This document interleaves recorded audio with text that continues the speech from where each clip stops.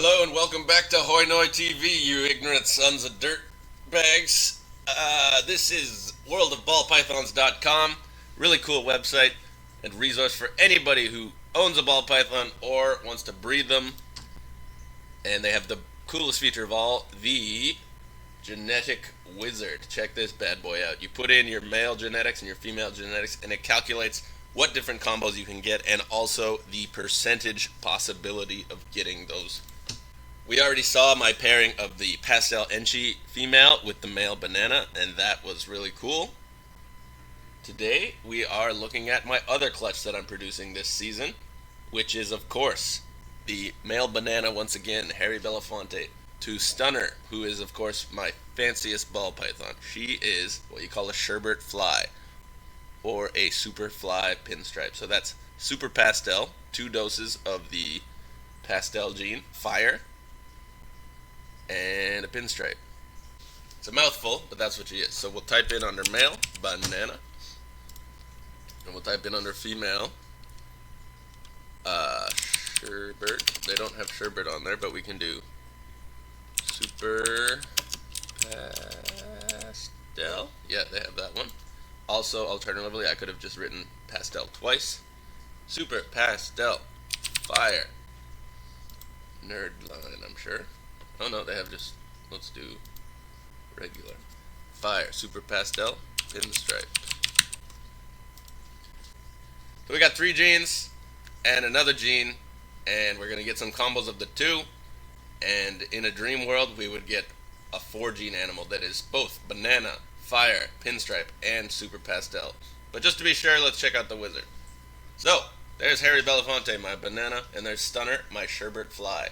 She doesn't look like this anymore, but she did when she hatched out. That she kind of yellowed out as the years have gone by. Still a really beautiful head on that animal.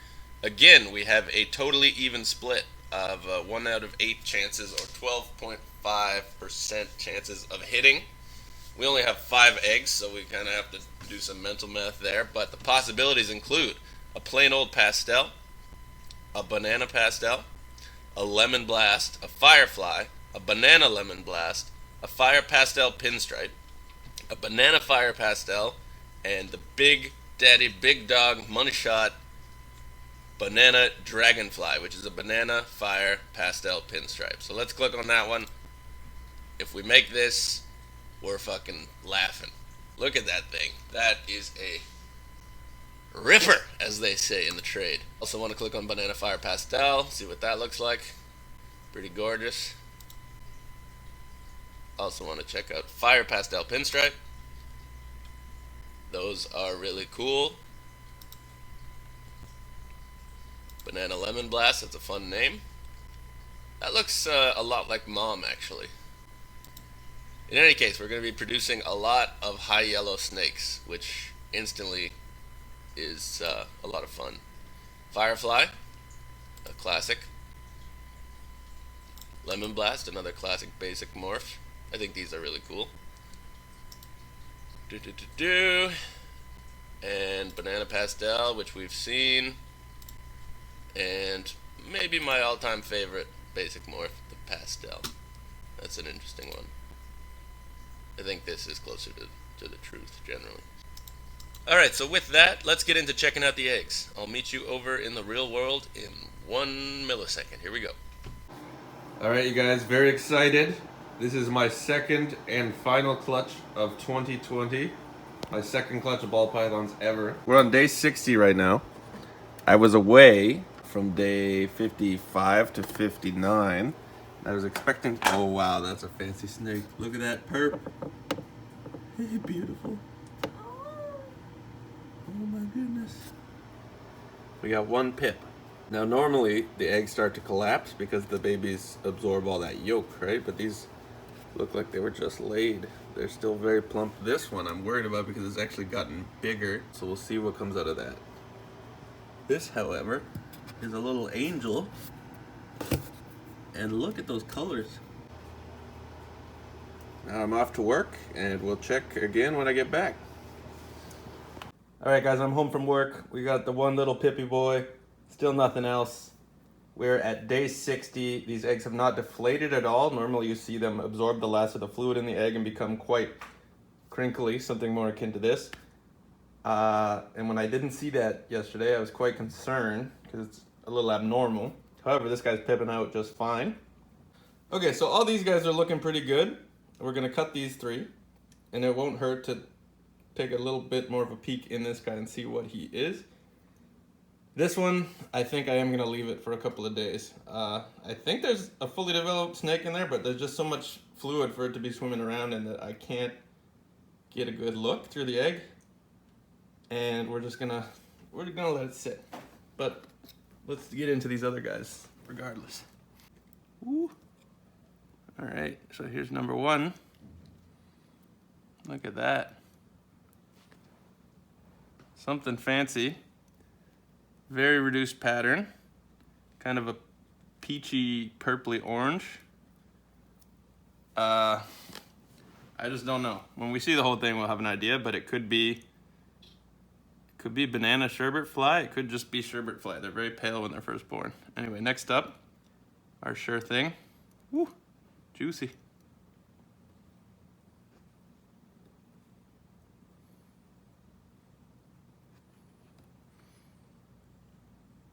There's a gorgeous little snake in here. Could be a whiff, just a pastel or a pastel enchi. We'll find out soon. Up next,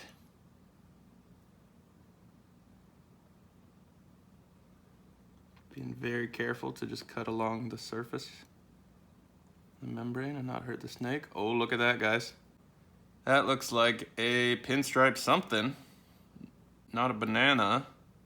That's all I can say for right now. Pinstripe something. We'll see soon. Up next.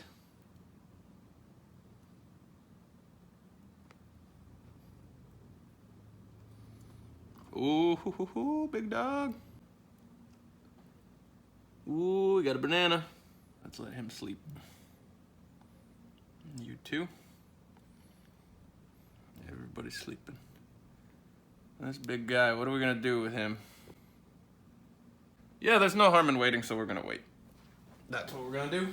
I'm so excited to see what's in there, but we're gonna wait till the egg is at least starting to sweat. All right, you guys, it's been 48 hours since our first pipper. Sure enough, everybody's pipped now, even the big weird egg that I was worried about. I saw a little head poking out of there, but when I opened that top just now, it scared him and he shrunk back in.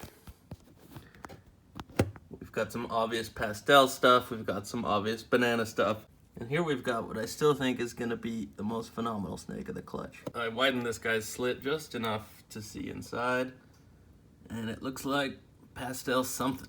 All right, guys, it's the middle of the night on day 2 since the first pip. Everybody's pipped. 2 snakes are completely out. One being from the big swollen egg that I thought had something wrong with it. In fact, it had a big swollen snake in it. Look at this hefty boyo. Oh geez, you guys, look at that. Whoa, be careful with your little belly. Still got a little umbilical cord happening here. So we absolutely have a banana pinstripe here, you guys. What else is going on? I don't know. We'll have to ask the real experts. The belly button on this guy is just that, a belly button. Whereas on this fella, it's still a little more pronounced, but it should fall off in just the next few days. No big deal. 2 amazing little snakes. I'm really excited about these guys. So this is a banana pinstripe for sure. Possibly a banana sherbert fly. That would be pretty magical if that's what it was. Another thing we can say here is that we definitely want it to be female so that we can make more of these babies. But something's telling me that. And something's telling me. So we'll give him a little squeeze here, but if it's a banana, we have to remember that Dad is a male maker. Hey now, come on now. See those peepees? That's a boy. Welcome to the world, little man. let's see what we got here.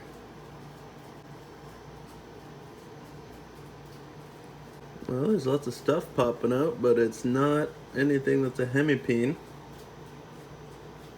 It's a female. Wicked. All right, clutch 2 is entirely out of the egg. You met this guy. Looks like he's twinning. She is twinning with this one. We actually need to sex right now. You've all seen the stunner of the clutch. This sweet thing is a normal banana, I imagine. And there's one more.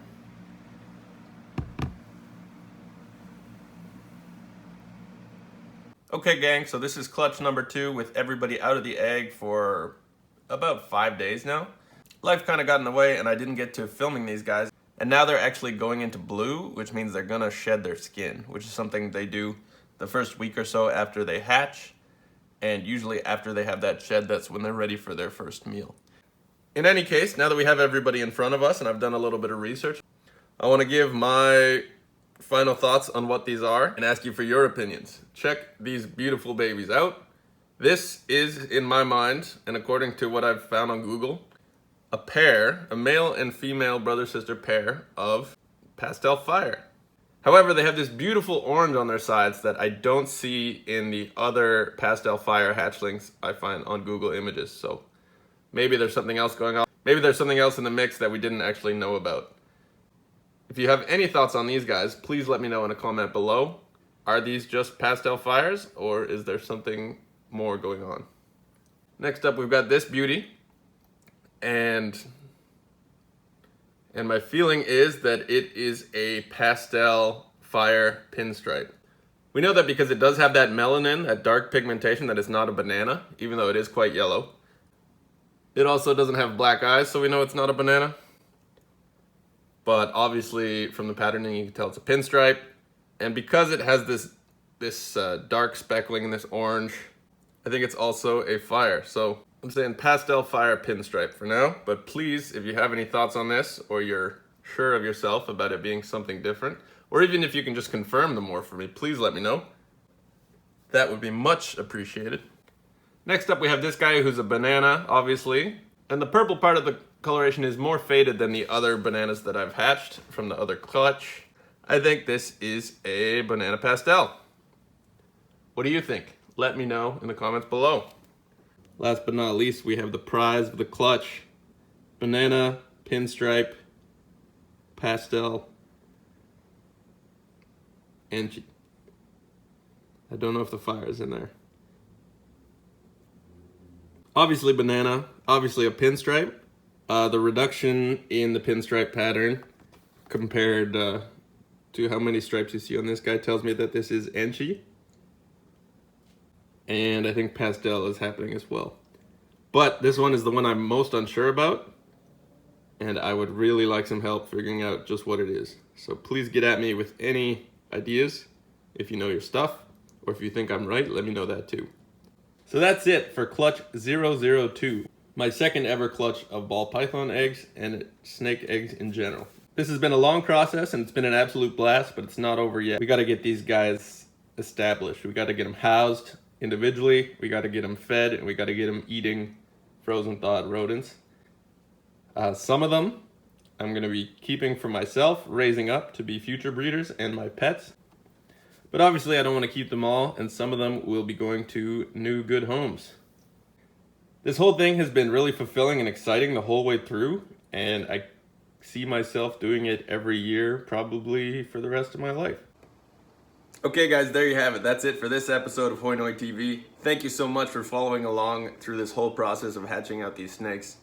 If you enjoyed this content, there's going to be more breeding in the future, so be sure to subscribe. If you like this video or you like what I'm doing, shoot me a thumbs up and give me a comment. It really helps out. Lastly, I want to shout out some of the reptile experts and experienced snake breeders who've been helping me the whole way through, not just with figuring out what the morphs are, which is way harder than I thought it was going to be, but also just how to be successful in hatching these guys out and raising them up. First of all, thanks to Phil from Pack Pythons down in Georgia. Been a big help. Secondly, shout out to my man Matt Genzer. We had quite a bit of a back and forth with him helping me out the whole way through. And thirdly, my man Josh, aka King Turbs from Beasties Canada. He's another guy who's helped me out a lot with my reptile care in general and also this whole breeding project. So I'm gonna link all three of those guys' YouTube channels in the description below, and be sure to check them out because they really know what they're doing and they're doing some really cool stuff. That's it for this episode of Hoi Noi TV. I'm your boy Hoi Noi. I have literally doubled the amount of snakes that I have in my apartment in the last 10 days, and I couldn't be happier. Stay woke, stay safe, stay greasy. We'll see you on the next one. Peace.